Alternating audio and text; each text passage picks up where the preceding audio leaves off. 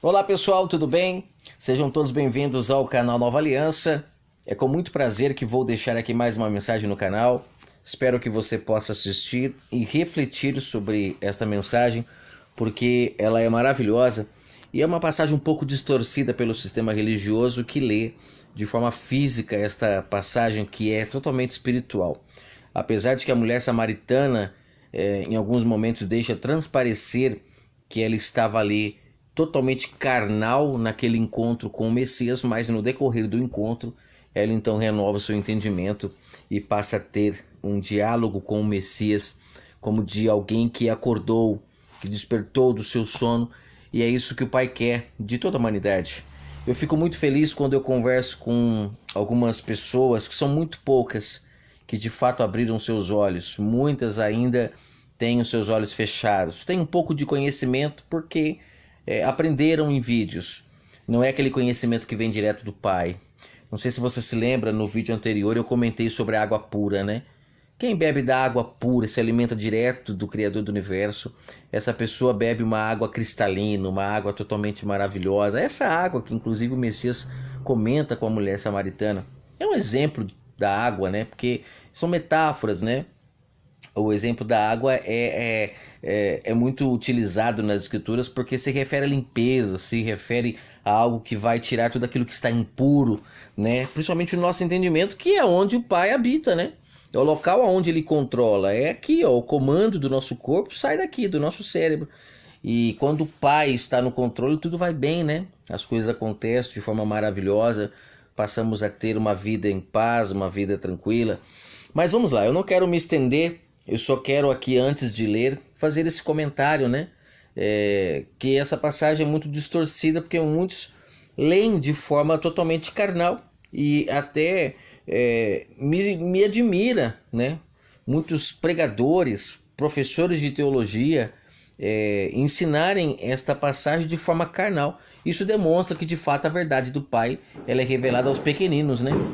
Os grandes, os mestres, lembra de Nicodemos, que era mestre, mas não conseguia entender as coisas do Espírito. Então, assim é até hoje.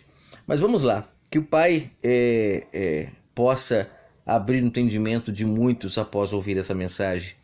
Né? A mulher samaritana encontra o Messias, esse é o título que colocaram na Bíblia. Então vamos lá. Quando ela fala mulher samaritana, ela tem um nome, é óbvio, mas fala de samaritana porque ela morava em Samaria. Isso é o básico para se entender essa mensagem, né? Se você não conhece um pouco da história, eu vou fazer um resumo rapidinho para nós entrarmos aqui no contexto, tá? Que fica mais fácil de se entender. Após a morte do rei Salomão, as tribos de Israel, que são 12, elas se dividiram, né? Parte das tribos foram para a região norte, que é localizado aí nessa região de Samaria, e outra parte das tribos, que foram duas no caso, foram para o lado sul ali, onde fica Jerusalém, né? Eu não tenho um conhecimento vasto geograficamente falando, mas eu consigo entender essa separação das tribos. 10 tribos foi para a região norte e 2 para a região sul. Então, quando você lê o contexto aqui, que os discípulos ficam admirados em ver o Messias conversando com essa mulher samaritana, a própria mulher samaritana fica admirada em ver o Messias sendo judeu, chamando ela para lhe dar de beber água.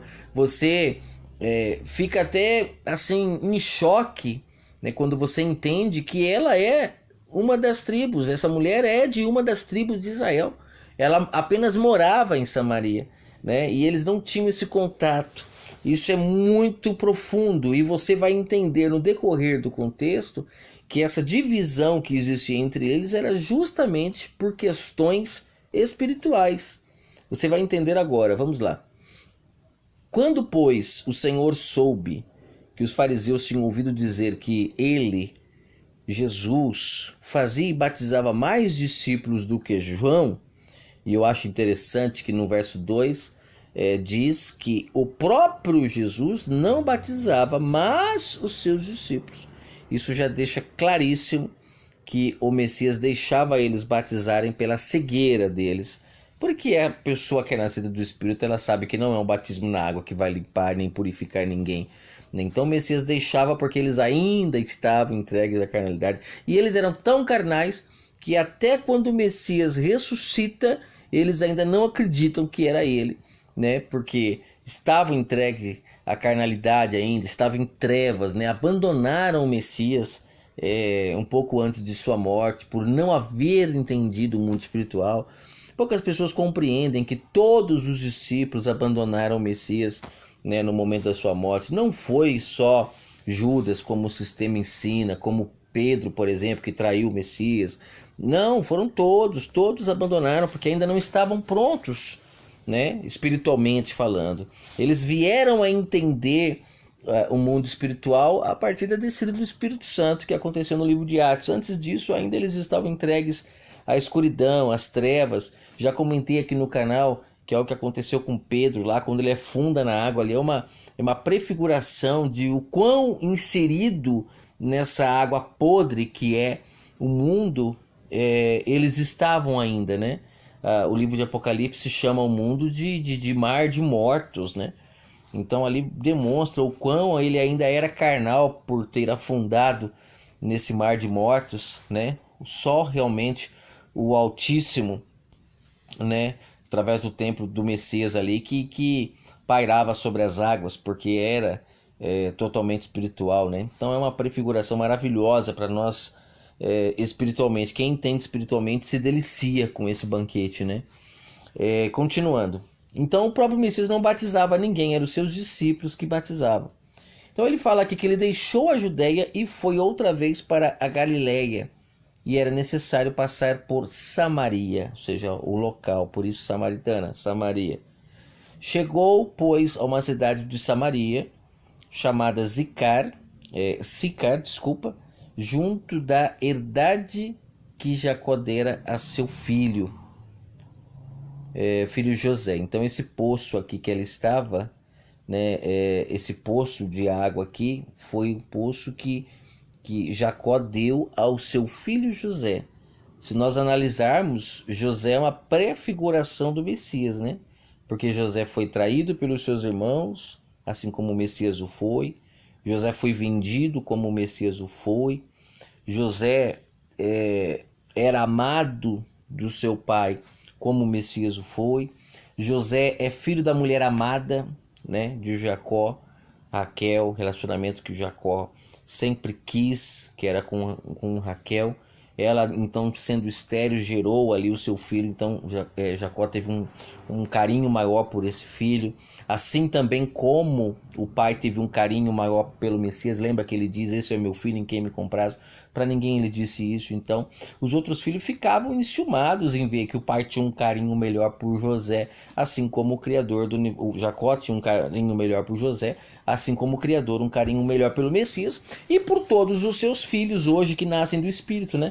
Você vê que esses filhos nascidos do Espírito são odiados, as pessoas criticam, tacam pedra, a história se repete, né? Mas o pai continua tendo um carinho melhor por esses filhos e, como prefiguração de Jacó, que deu ali a túnica para José, o pai dá aos seus filhos nascidos do Espírito as suas vestes nupciais. Isso é maravilhoso.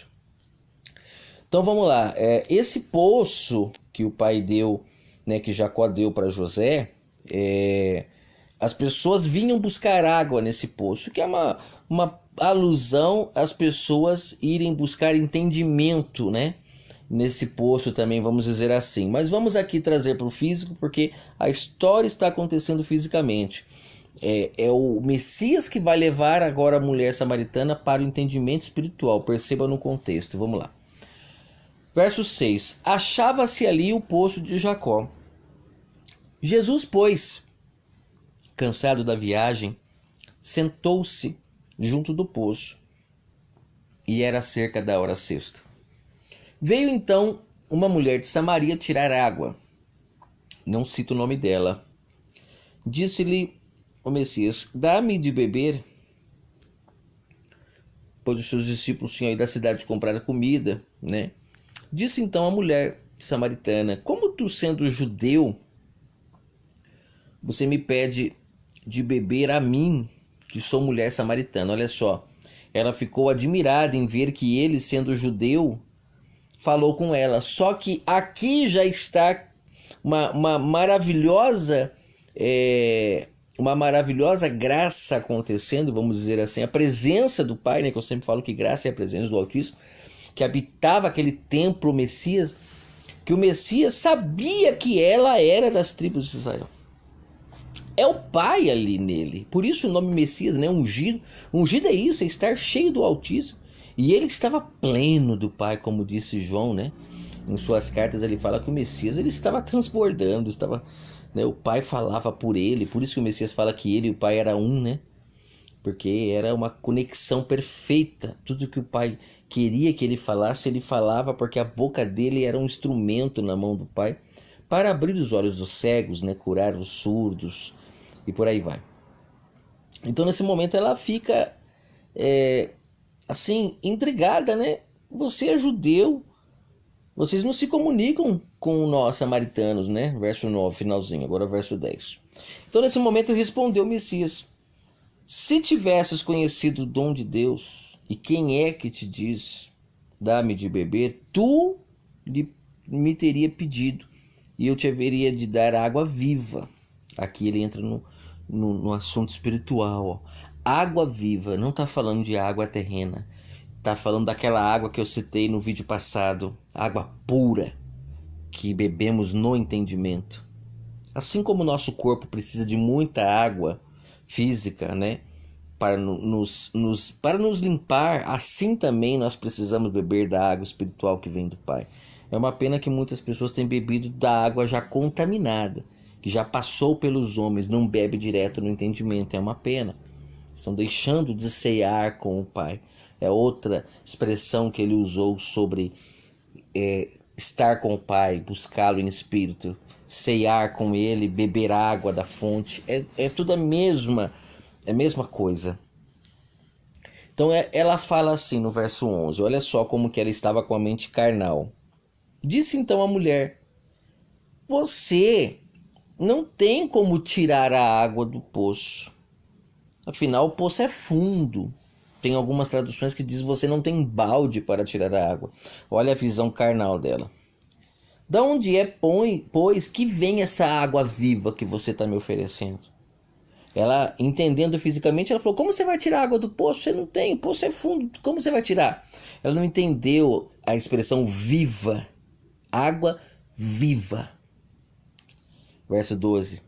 És tu, porventura, maior do que o nosso pai Jacó, que nos deu o poço, do qual também ele mesmo bebeu também os seus filhos e o seu gado? Então aí o Messias vem e mais uma vez ele tenta resgatar o cérebro dessa mulher para o mundo espiritual. Todo aquele que beber desta água que você está vindo buscar vai tornar a ter sede. Ou seja, falou da água física, agora ele vai levar ela para o mundo espiritual. Mas aquele que beber da água que eu lhe der nunca terá sede. Pelo contrário, a água que eu lhe der se fará nele uma fonte de água que jorra para a vida eterna. Como que é interessante, né? Não ter mais sede. Lembra que o Messias fala que a casa do meu pai será feita casa de oração? Quando ele fala que nós iríamos orar sem cessar.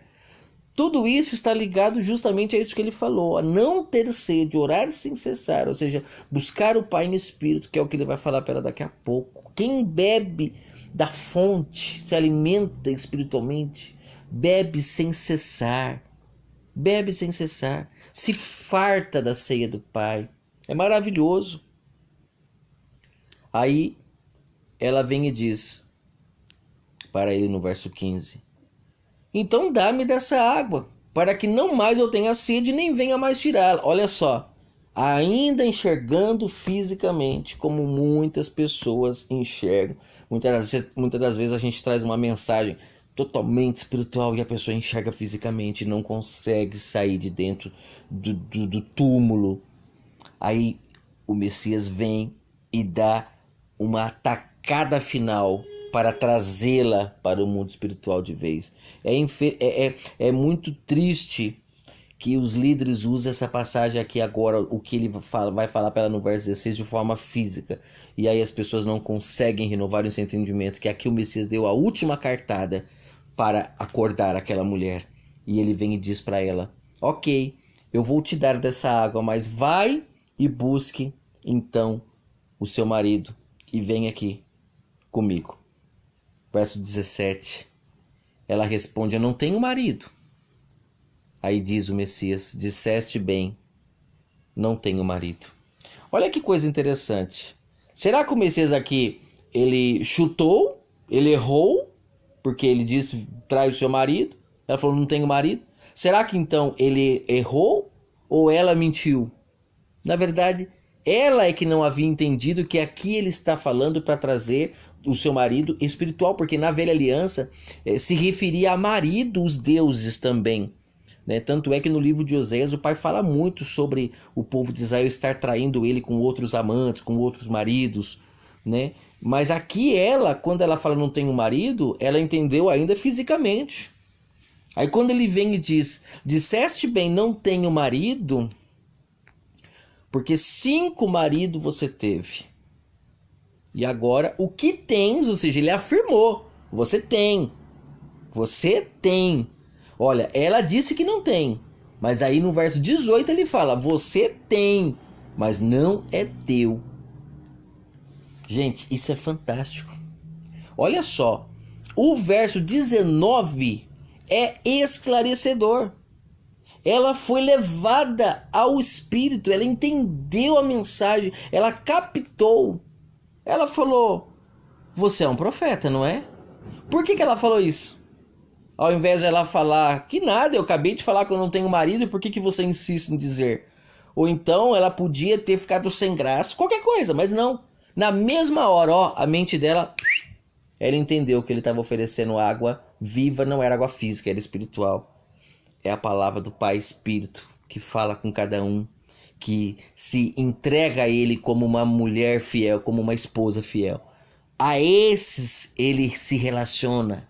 Lembra que ele falou que é no quarto? Então esse relacionamento, esse prazer, 24 horas por dia, só tem aquela mulher que entra pro quarto para buscar o Pai no Espírito e em verdade. Aí você sente aquele prazer 24 horas por dia. Você não depende mais de ir em prostíbulos para sentir prazer 1, 2, 3 vezes na semana. Terça, quinta, sábado, domingo, não sei quais os dias que tem culto na igreja que você vai. Mas é tipo um prostíbulo, você fica a semana toda sem ter prazer, e aí vai no culto lá no domingo e sente aquele prazer, paga por ele e depois vai embora. Passa a semana toda sem sentir prazer de novo. Aí fala: ai, tô sentindo falta de ouvir a voz de Deus. Aí vai de novo pro culto para sentir prazer de novo. Quando na verdade, aquela esposa, aquela que aceita se relacionar só com o marido dela, entra pro quarto e tem prazer 24 horas por dia, que é o que ele disse um pouco antes aqui, sobre beber e não ter mais sede.